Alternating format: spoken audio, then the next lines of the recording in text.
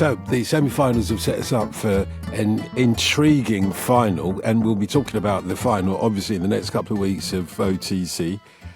Meanwhile, there is still one league in Europe to keep an eye on when all the other leagues seem to have been done and dusted weeks ago.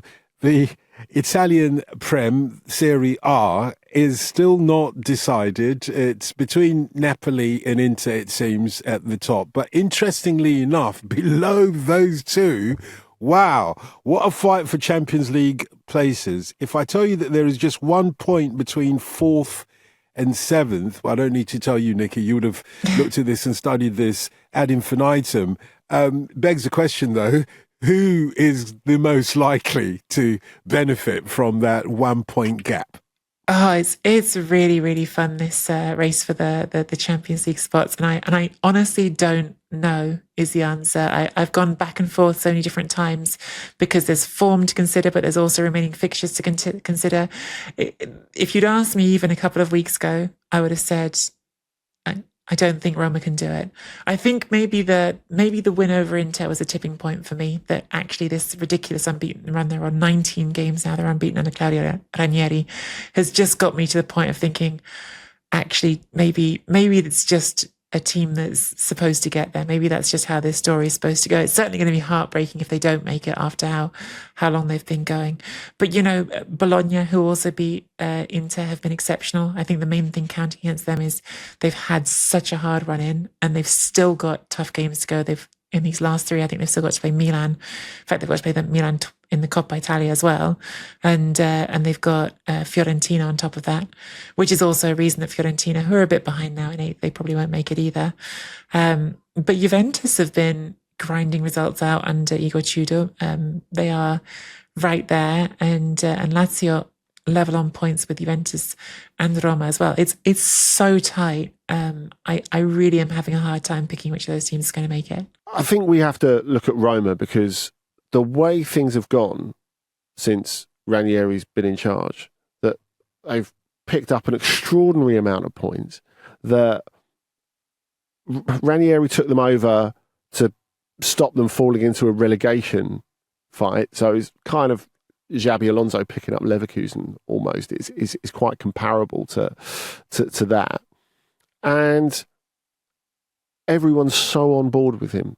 I mean, 19 unbeaten, as you say, everyone wants him to stay next season. He's still insistent that he won't, and he's helping to look for his replacement and all the rest of it. But everything that they're doing makes it clear that they're a Ranieri team. And when he's picked up a squad that was assembled for De Rossi, which was semi-ruined by Juric, although I'm sure Southampton fans have got more than a few things to say about that as well. It's amazing that he's moulded a team that's so bought into him, that he's getting the best out of players like Soulé, who didn't really look like he had a spot at the start of the season, partly, of course, because Dybala didn't end up going as well. He's kind of been semi-reinvented as like this right wing back at the moment. Whether that will be him durably, I think is a different question. But at the moment, it's working really well for them.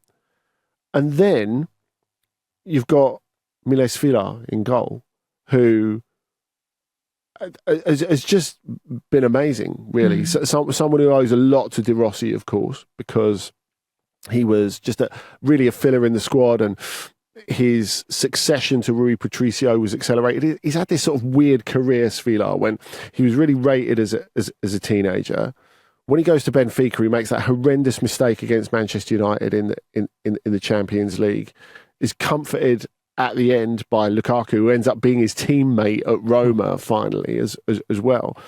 And now he's grown into, well, Nicky, on the evidence of the moment, and I know we're just coming off the back of him having this brilliant game against Fiorentina where he has this almost personal duel with Moise Kean, makes a ton of good saves from him, is responsible for Roma getting that win. Is Villa the best goalkeeper in Serie A at the moment, would you say? I think there's a definite argument for it. Obviously, we were just talking about Jan Sommer and his Champions League performance. I think there's other people you can bring to conversation, but I think Villa, you've definitely raised an essential point there with Roma. So since Ranieri took over, they've picked up 50 points in total from their games, which is one fewer than Napoli. It's more than anyone else in Serie A. They've also conceded the fewest goals of any team in Serie A. And partly that is a team effort, right? There's things that Ranieri has done.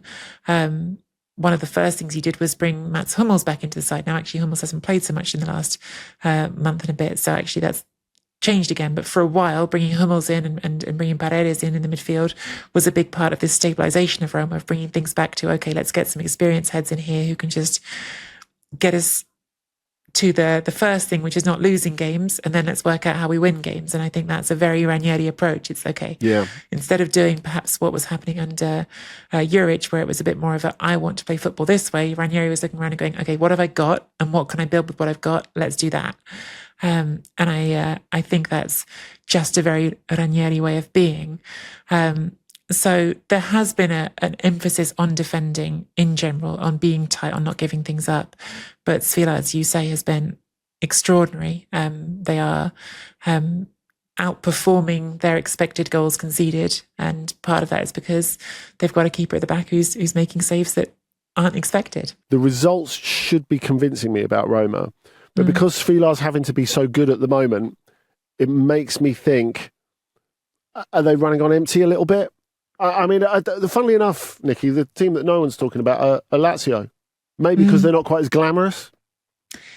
Yeah, there's some of that. I mean, they've had.